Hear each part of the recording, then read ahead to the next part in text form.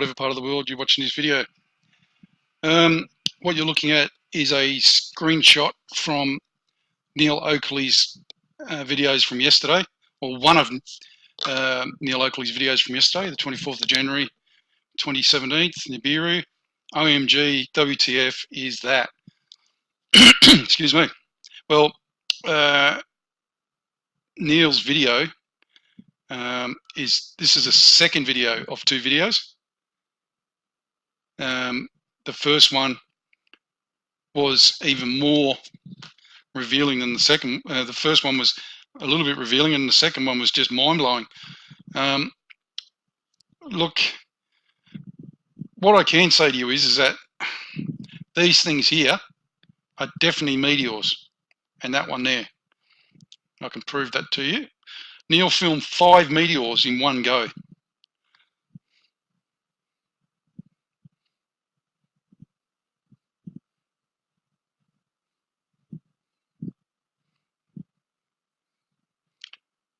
That just shows you the start of where I started doing the screenshots, and I did that because I wanted to double check where this one was going to.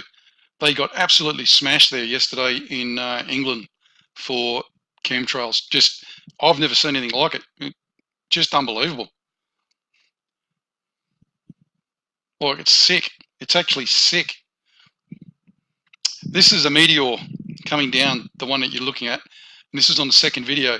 Now you can clearly see a bloody great object. I'm not going to call it a planet. It may be. Now, the scary thing about this is that it's in exactly the same position, more or less, to the sunset or sun going up as the ones that are being filmed in America. What that means, I don't know, but it ain't good. Now that's the object there. That's the meteor. You can see it punch through here and then started to come down in a big black line, and then it just kept on falling. Oh, it didn't fall into this, went into the atmosphere. So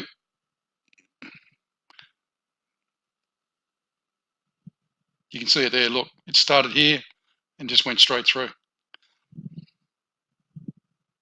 And as you can see there, look, you can see 1, 2, 3, 4.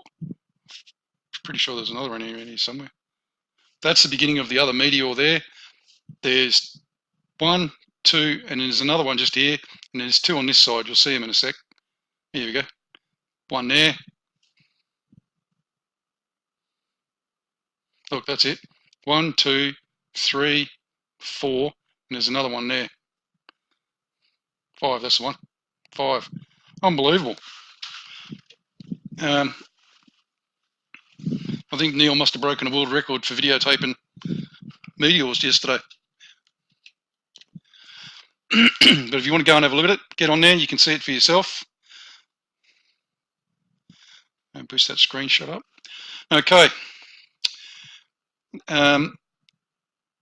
Folks, as I said, I'm not really going to be doing many more videos on this now. It's just there's people that are out there doing it more capable. If people want me to break them down for them, yeah, I can do that. But in my honest opinion, if you're looking at this and you're not thinking there's a problem, and you're not looking at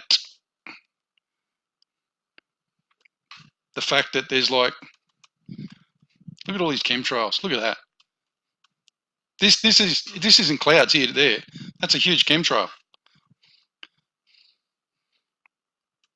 Look at this. What is this?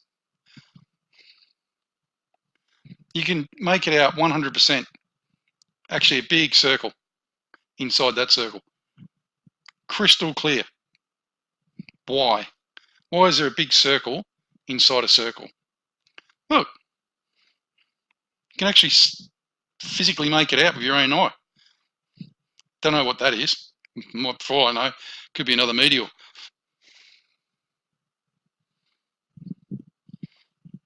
But it's definitely there, and they filmed them in America and the UK now at approximately the same time, you know, at sunset or sunrise. So who knows? while I've got you there, I'll show you one other thing of interest. Oh, I think it's interesting. A couple of weeks ago, I was looking through Sam Houston's, watching a video from Sam Houston. I did a screenshot of this area here. Now, what grabbed my attention at first was there's a face here. Now, I don't know whether somebody's playing games or whatever, whether this is supposed to be a, what's the word I'm looking for?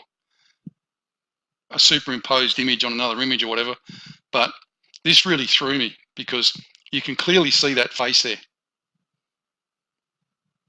Like, it's not like it doesn't exist. It's there. Look.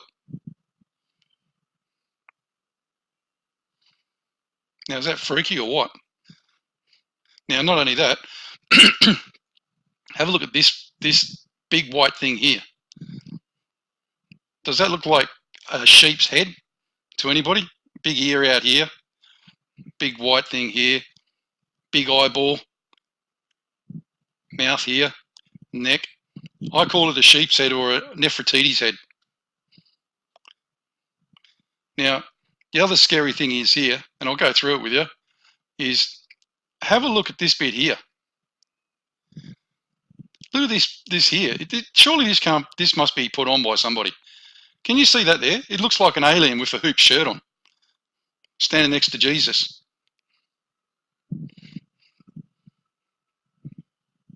And then if you're looking at this, look, this looks like the devil.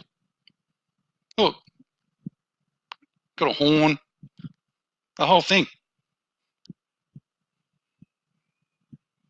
So let me go to the other one. This is the one that I did where I marked it all up. Look, for all I know, I might be losing my mind. But it'd be nice to see what other people thought of it. Look at this.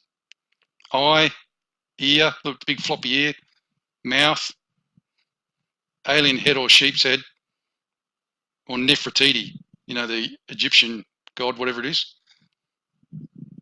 Two men coming through time. That's what it looked like to me. And then if you look over here, you see these two old blokes standing here? Look, have a look at the silhouette. Two old men in deep conversation. Surely this must be a joke. Someone put this on here for a reason. Can anybody else see that?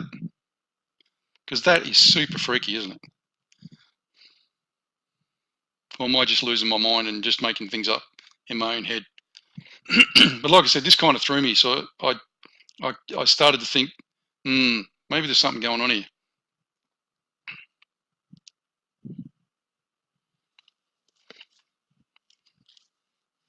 Be interesting to see everybody's thoughts. But like I said, you can clearly see the two old boys here. The alien there, look, eye, nose. It's like a grey alien wearing a hoop shirt. And this is Jesus.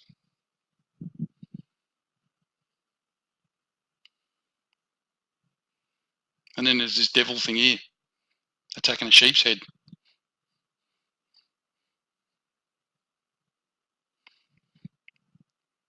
And just of late, I've been getting lots of emails from everybody. Yeah, I've been getting lots of emails from everybody panicking and, oh my God, keep doing videos. And, you know, like, well, guys, I can't really see the point in doing videos anymore because there's other people that are out there filming and stuff like that, and you can actually see pretty well what they're showing you anyway. And like I said, if you're actually looking at these videos now, some of these videos that are coming out that are clearly showing planets, you know, you shouldn't need me to tell you what's right and what's wrong. And that got me into the whole thinking about everybody sort of vein. And, you know, look, if you're upset and you're freaking out a little bit, I would say to you that we're all in this together, no matter what. If you think that you're doing it on your own, you're not. There's a reason why you're here. You probably chose to be here at this time. Remember that. You've probably lived 1,000 lifetimes before this one, and you chose to be here for this event, to see it through, or to die through it, or whatever. But, you know, don't just throw in the towel because things may look a bit tough. Throw in the towel when things are really tough, or after things are tough. Don't throw in the towel before things are tough, because that's not going to do you or anybody else any good. At least see it through and then throw in the towel if you want. You know, you got to toughen up a bit and have a bit of backbone and listen to what your gut instinct tells you. I don't think I put these things on the internet to show people how scary as shit it is. I put them up there to actually enlighten people and tell people, to make people aware. I'm hoping that more people will become aware more than anything else. That's the whole reason I do these videos. And, you know, at the end of the day, that's up to you whether you believe it or not. You might watch 10 videos, and I know there's a guy yesterday who's watched 10, 20 videos of mine and 30 videos, and then all of a sudden he just turned on me yesterday. I'm like, okay, mate, we'll see you later. I don't get it, but I suppose you're only as good as your last game, and you're only as good as your last video, I guess. But something's been bugging me about all this, and I saw something recently on a video. I think it was Jonathan Kleck, where he was explaining about, you know, this sort of stuff. And excuse me, but as you know, I'm not religious. I don't really pertain to be super religious about any religions, or, which is a funny word in itself, because why do you have to be classed as religious? I'm not. I'm spiritual, I guess. But Strop and I have talked many times about the fact that the more we delve into this, the more of a spiritual journey it takes. Because unless you're prepared to open yourself up to whatever, I use the word gifts, or gifts that are given to you to see things, and you know, you just virtually see nothing, I guess. But I remember this thing that this Jonathan Kleck said, and I know some people are going to freak out because I got a crap voice, and it's not a real preaching voice, I guess. But I want to read this to you, because at the end of it, it's got something very pertinent for a lot of people. And there's a few things in it that I think are quite good, that it took me a long time to remember what this was about. So I'll read it to you now. And it's Luke 21, King James Version. And he looked up, that's Jesus, and saw the rich men casting their gifts into the treasury. And he saw also a certain poor widow casting in 2 pennies. And he said, of a truth I say unto you, that this poor widow hath cast in more than they all. For all these have of their abundance cast in unto the offerings of God. But she of her penury hath cast in all the living that she had. And as some spake of the temple, how it was adorned with godly gifts, stones and gifts, he said, as for these things which ye behold, the days will come, in the which there shall not be left one stone upon another that shall not be thrown down. And they asked him, saying, Master, but when shall these things be? And what sign will there be when these things shall come to pass? And he said, take heed that ye be not deceived, for many shall come in my name, saying, I am Christ. And the time draweth near.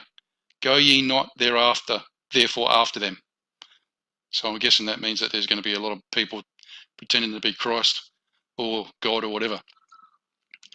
I am Christ, and the time draweth near. Go ye not therefore after them. But when ye shall hear of wars and commotions,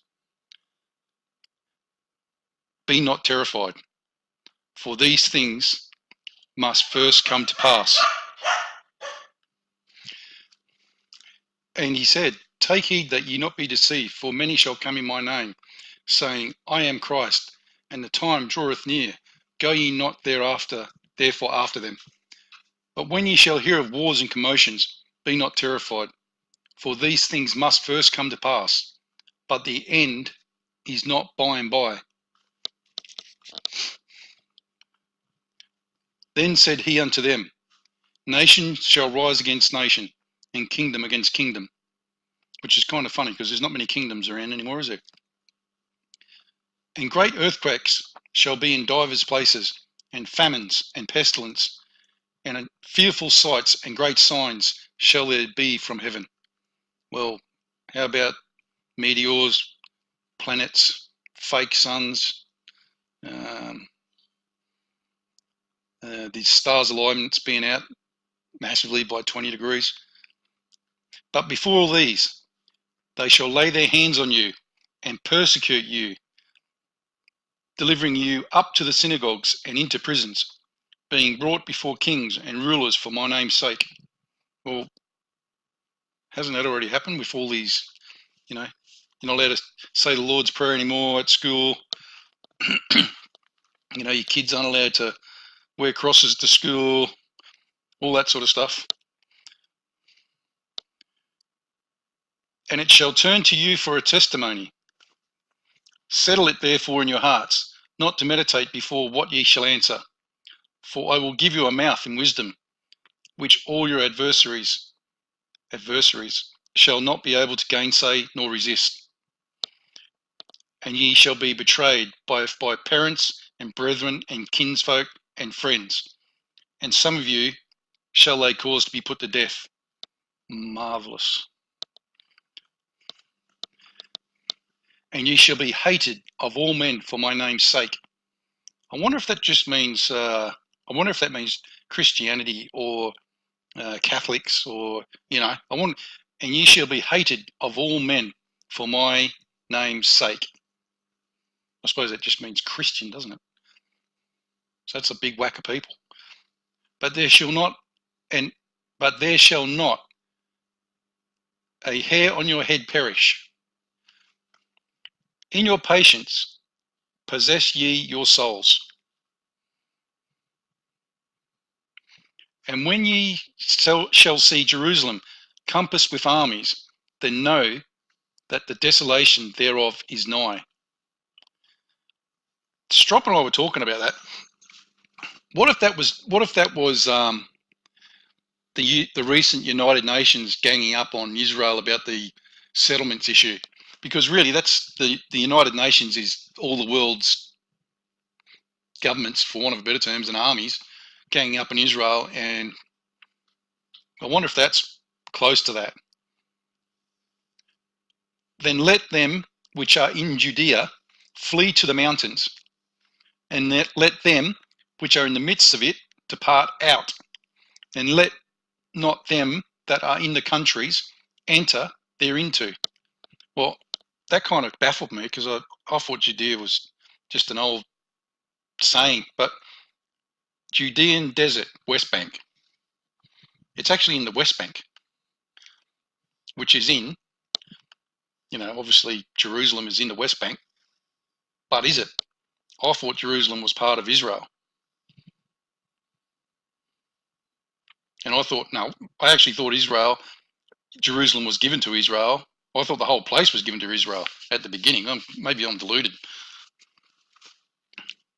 But that's interesting. So I don't know where the mountains are around here, but, well, there's one there. So that's interesting, isn't it?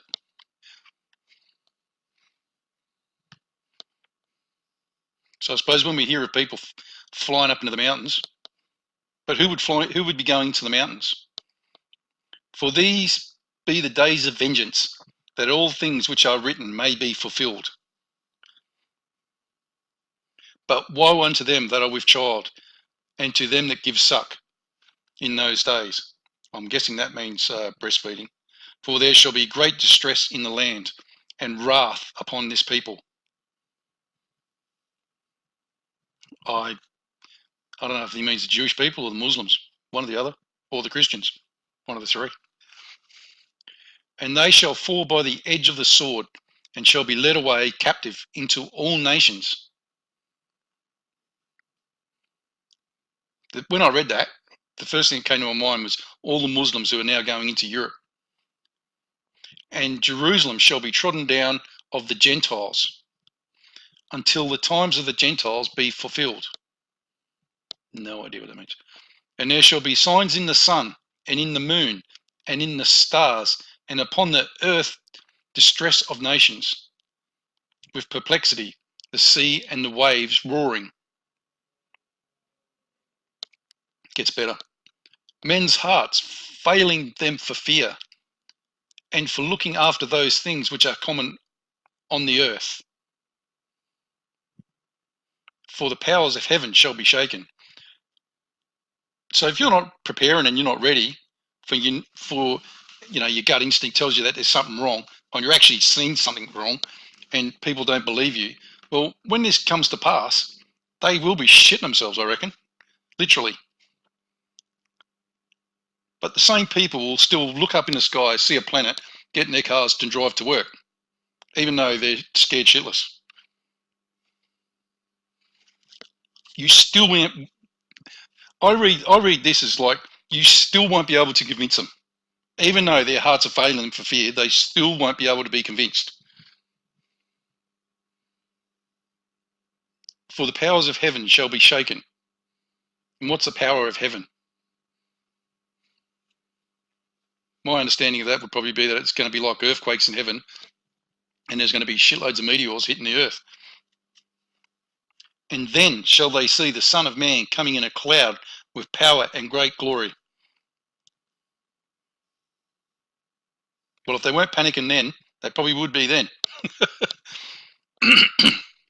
And when these things begin to come to pass, then look up and lift up your heads, for your redemption draws near. And he spoke to them a parable. Behold the fig tree and all the trees.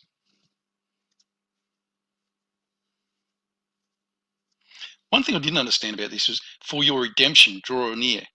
Redemption from what? All the pain and suffering? Because I don't get into this sin thing. That just doesn't sit well with me. Because one person's sin is just as bad as another's at the end of the day. And one good person, I know people who've never been to church in their lives, but they're the most decent people I've ever met. So I don't understand this thing about sin. I just don't get that. And he spake to them a parable. Behold the fig tree and all the trees. When they now shoot forth, ye see and know of your own selves that summer is now at hand. That's true. So likewise, when ye see these things come to pass, know ye that the kingdom of God is nigh at hand. Verily I say unto you, this generation shall not pass away till all be fulfilled. Which generation? Our generation now? Heaven and earth shall pass away, but my words shall not pass away. And take heed to yourselves, lest any time your hearts be overcharged with surfeiting. Now that one really stumped me, and I was kind of glad I looked it up, because it's a verb and it's cause someone to desire no more of something as a result of having consumed or done it to excess. I am surfeit with shopping. If anybody's ever heard anybody say that,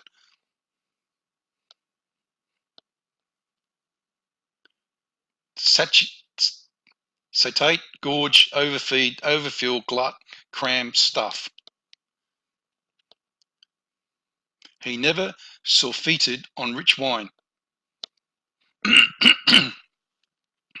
That makes sense. How about beer?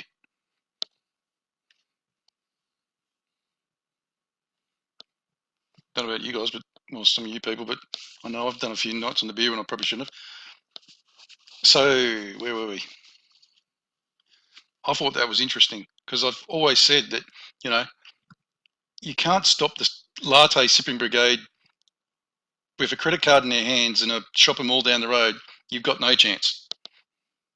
You might as well shoot yourself in your own foot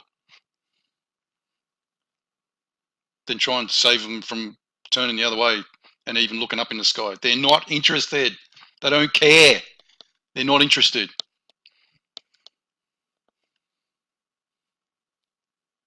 Which goes back to men's hearts failing them for fear. Well, if the men's hearts are failing them for fear, what are the women going to be doing?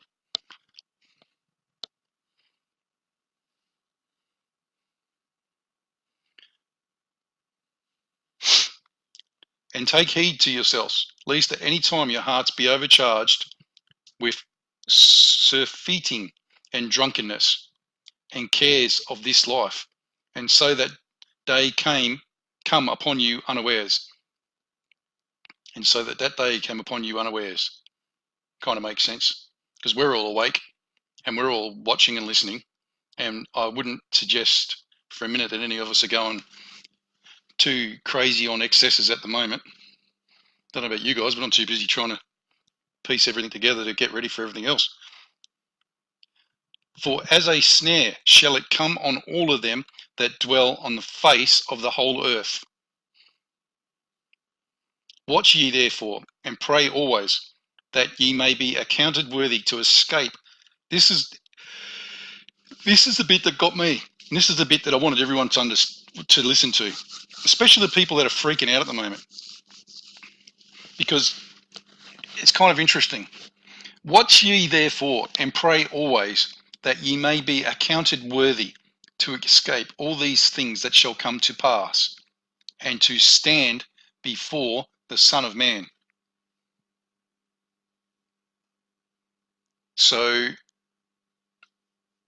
my reading of that, correct me if I'm wrong, so into the sermon, so to speak, my understanding of that is that regardless of who you are, then there isn't going to be a free pass from this event. So even if you're in an enlightenment, or you're in, you think you're one of God's chosen people, or you get up in the morning, you pray to God every day, and you do this and that, and you help old ladies cross the street, and well, that's all good and wonderful and everything else, but I get the feeling that there is no free pass for this. Every single one of us has to approach this with enlightenment, fortitude, and a real service to others. Because I've said this before, if you think you're going to do this on your own, then hey, go down to the local store, buy a white t-shirt, get a big red bullseye put on it, and start walking around town in it, because that's all you're going to get. That's all you're going to do. If you're prepared to be service to others and maybe say a prayer or two on your own and help other people, and your number one desire out of this is to make sure that you save, even if it's just one person, just one, and that person's not you, by the way. So basically, if you don't give a crap about yourself, but you're prepared to let the next person go before you, and you're prepared to save them for you, for yourself, then that's what this is about. If you're not in it for that,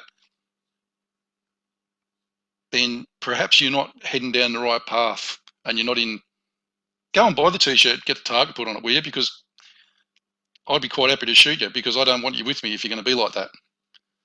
I've got to be honest.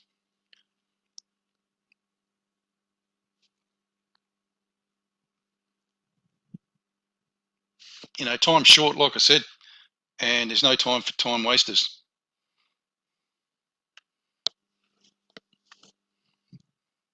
So interesting, eh? I don't know what everyone else thinks of that, but it's been bugging me for ages.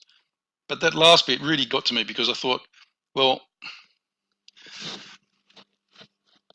watch ye therefore, and pray always, that ye may be accounted worthy to escape all these things that shall come to pass, and to stand before the Son of Man. Well, my understanding of being able to stand in front of the Son of Man is that you have to pass a test. And it isn't an easy test. and it isn't 2 plus 2. And I'll probably get that right because I'm a little bit dyslexic, but there you go. But my point is that you want to stand before the Son of Man, and you want to do something extremely powerful to get there. That's my opinion. But the trick is you got to do it so that you're not trying to prove yourself to be better than anybody else, a smart ass, a Wally. You've got to want to do it for everyone else, not you.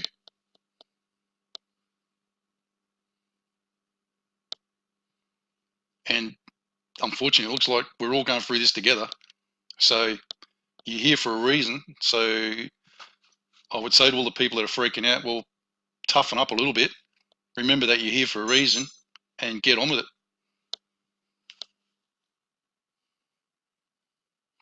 And like they said, so into the sermon. Anyway, folks, it's been a pleasure. It's been fun. But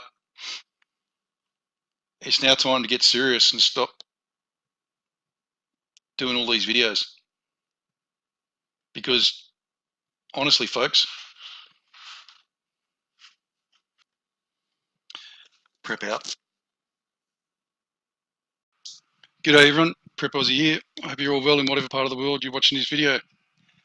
What you're looking at is a screenshot from Neil Oakley's videos from yesterday, or one of Neil Oakley's videos from yesterday, the 24th of January 2017, Nibiru. OMG, WTF is that? Excuse me. Well, Neil's video this is a second video of 2 videos. The first one was even more revealing than the second. The first one was a little bit revealing, and the second one was just mind-blowing. Look, what I can say to you is that these things here are definitely meteors, and that one there, I can prove that to you. Neil filmed 5 meteors in one go.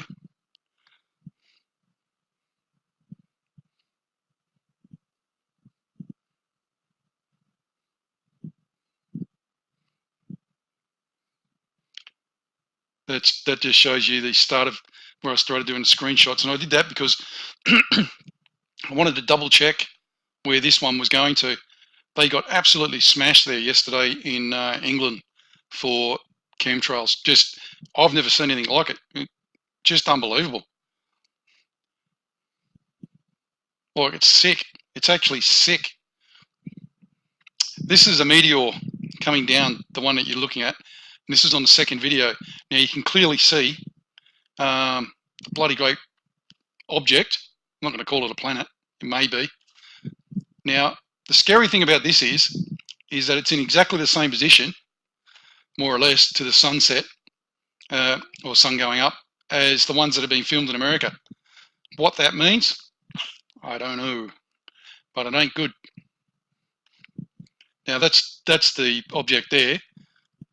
That's the meteor. You can see it punched through here and then started to come down in a big black line, and then it just kept on falling. Oh, it didn't fall into this, went into the atmosphere. So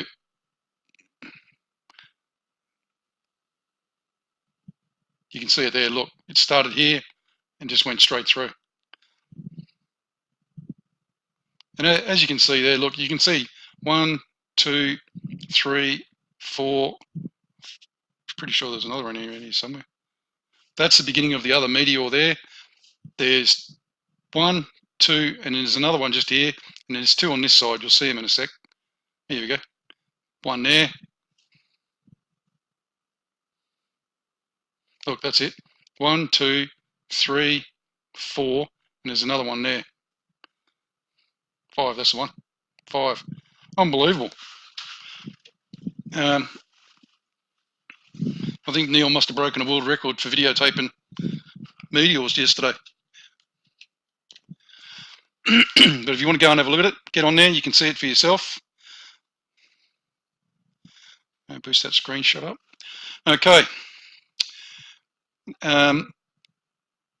Folks, as I said, I'm not really going to be doing many more videos on this now. It's just there's people that are out there doing it more capable. If people want me to break them down for them, yeah, I can do that. But in my honest opinion, if you're looking at this and you're not thinking there's a problem, and you're not looking at the fact that there's like, look at all these chemtrails. Look at that. This isn't clouds here to there. That's a huge chemtrail. Look at this. What is this? You can make it out 100%. Actually, a big circle inside that circle. Crystal clear. Why? Why is there a big circle inside a circle? Look. You can actually physically make it out with your own eye. Don't know what that is. For all I know, could be another meteor.